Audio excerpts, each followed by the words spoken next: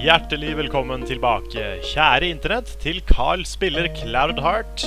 I forrige episode så pratet vi veldig mye, og vi kommer antageligvis ikke til å prate noe særlig mindre i denne episoden her, fordi det er mye dialog i tiden fremover. Nå skal vi besøke Kieran igjen, og dere som husker Kieran fra før, dere husker kanskje at han er veldig glad i å prate. Men ja, da kjører vi på. Så kommer da selvfølgelig vår favorittmusikk. Catherine French, you've all returned.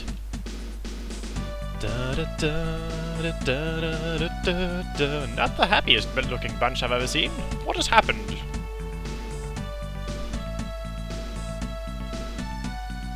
Oh my. My lord, what are the odds? I'm terribly sorry to hear that. Never gonna give you up, never gonna let you down, never gonna turn around and desert you. Never, ja, ok. Jeg skal slutte, jeg lover. It's alright. It doesn't matter who it is. It doesn't matter who he is as long as he's stopped. You're right. Yes, you're exactly right. So, you plan to go after him then, to Imperial Castle? That was the idea, but see, we've got a problem. Let me guess. Transportation. Jeg hopper veldig mellom britisk og amerikansk i denne episoden her, så det beklager jeg. Indeed.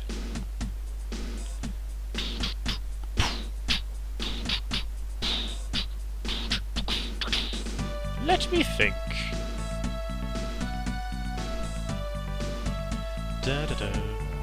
Of course. I might have what you need. Really?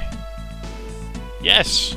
As I've already told you, I generally admire I greatly admire my father's work. In fact, once I even tried to match it.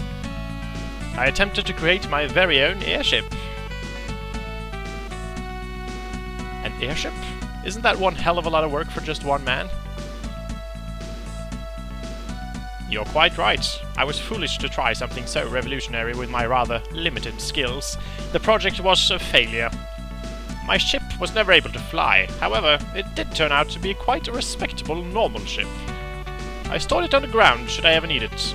You may be able to use that ship to cross the oceans. You'd really lend it to us? That'd be perfect.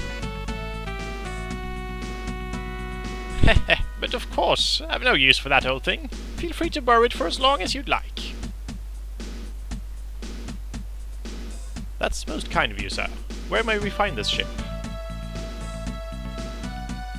Well, that's the problem. There's always a problem. Huh? Keanu Reeves. I stored it down here. After all this time, hostiles have taken up residence in this tunnel.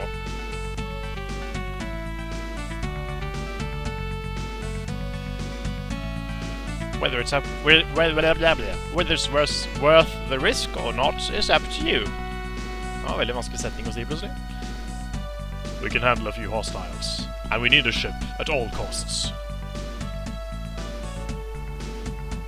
Very well then, but do be careful. Who knows what might be lurking around down there? We will be, thanks. Oh, I almost forgot. Yes? Have any of you read The Hero of Meduna? Yeah, that's a classic. Part of Keith Elliott's Legends of Our Time series. Precisely. Everyone's read it, Uncle Kieran. It's famous. Haha, good to know my father's work is still appreciated. Absolutely. I'm kind of a fan myself. It's a true story, right? Indeed. It took place 89 years ago, to be precise. My father himself played a part in the hero's journey. I heard about that somewhere. He was one of the few people in this country to have seen the world on the other side of the Great Sea. Yes, the Grand Kingdom of Meduna, accompanied by the continents of Alaina and Minoria. For dere som lurer på hvorfor alt dette pratet her holder på. Det skal jeg sikkert forklare litt videre senere. Forgive me, I'm rambling. What I wanted to say is I've made some interesting discoveries regarding the events in that story. Det faktisk det første spillet jeg lagde het Hero of Meduna. Og jeg har gjort det til en legende i det spillet her, bare som for moro skyld. Så det er på en måte en oppfølger, men det er ikke oppfølger nok til å være en oppfølger. Så det er ikke sånn at man må ha spilt det første spillet jeg lagde, fordi det sugde. Så ja, veldig optional å spille det, og for så vidt heller ikke mulig å spille det nå, for jeg har aldri turt å legge det ut på internett. I don't mean to be rude, but does this bear any relevance to our quest? We need to hurry. Well, I can't say that it does, but you will learn a part of our world's history that no one else is yet aware of. Yeah, let's hear him out. Sounds interesting. Do tell. Jeg mistenker at vi nå må møte en gammel venn, nemlig lille Karl. Og da snakker jeg ikke om kjønnsorganer, da snakker jeg om speeding av stemme. Ehem. Så da tror jeg vi bare sier vær så god. As I was saying, I discovered a new piece of that era's history, one that my father was seemingly unaware of. Remember the villain of the story? The evil prophet Zeon, wasn't it? Correct, Zeon, the man who sealed his soul within a cursed sword that would possess anyone who wielded it. The same man who is still thought by many to be the source of all evil in the world. But I discovered there was more to him than that. Zeon was once a normal man, a good man, in fact, a skilled prophet, and the first to introduce magic to our society. He even had a daughter he named Aditya. Apparently this was a beautiful young lady, always dressed in white, admired by everyone around her. But then something happened that changed Zeon forever, something that made him stumble down a dark path. There is no more mention of Aditya anywhere after that, so my theory is that her death could be what caused Zeon to change. Though I could be wrong.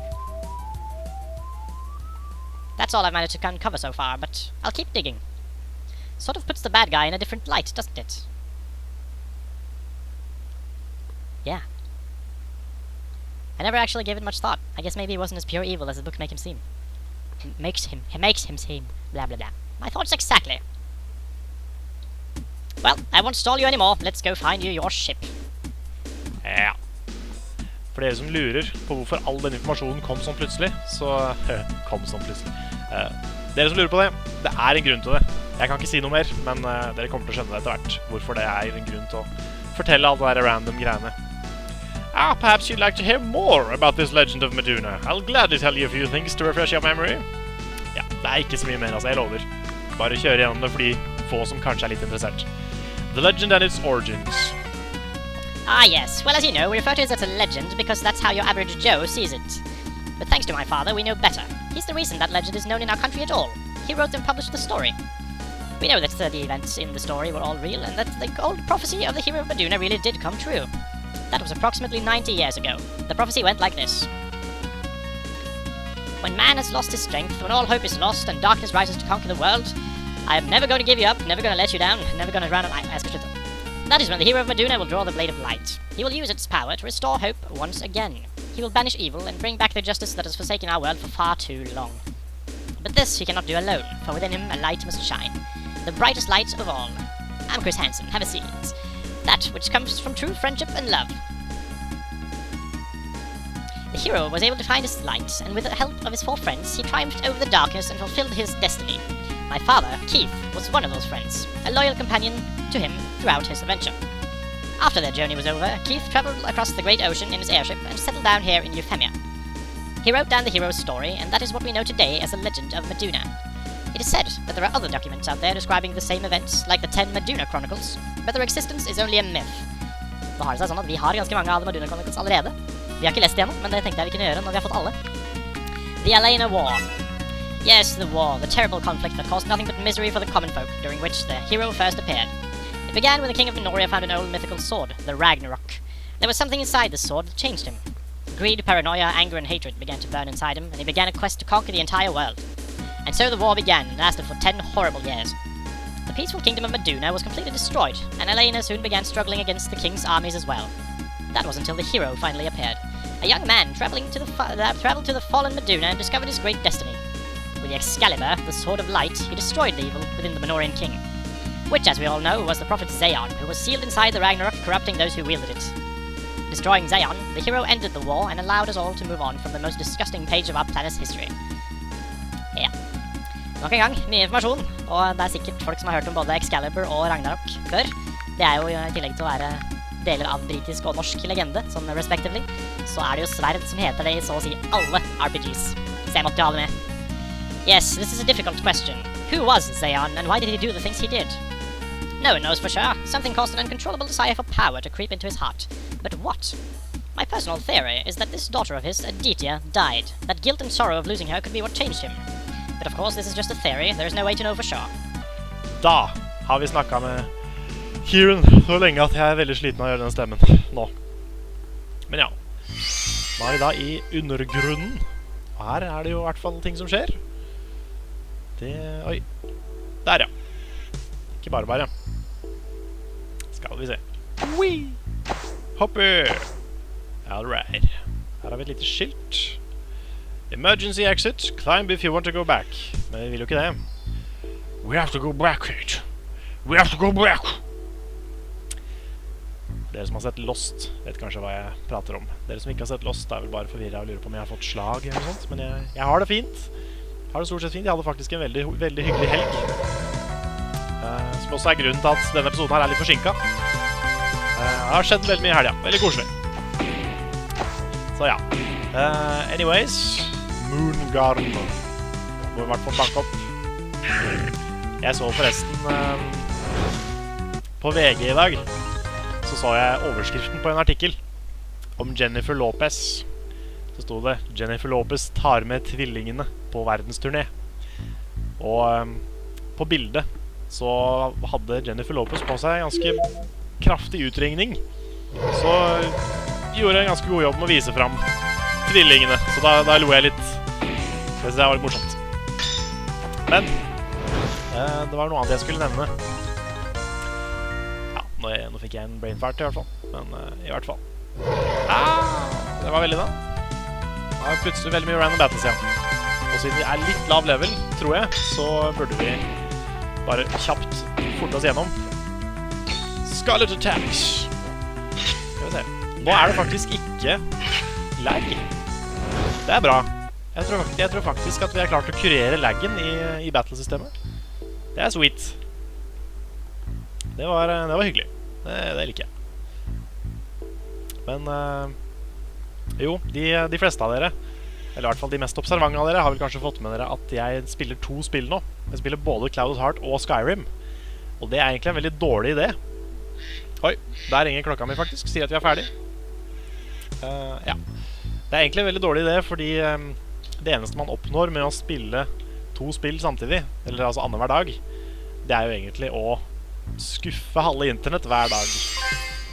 Så det blir litt sånn, hver gang man legger ut Cloud Heart, så vil folk ha Skyrim, og hver gang man legger ut Skyrim, så vil folk ha Cloud Heart. Så det litt usikker på om jeg skal spille mer enn et spill I fremtiden, etter at jeg ferdig med både Skyrim og Cloud Heart. Det vil si, ferdig med Skyrim kanskje litt ambisiøst å si. Men ja, anyways, tusen takk for at du så på. Nå episoden ferdig, så da må jeg nesten avslutte.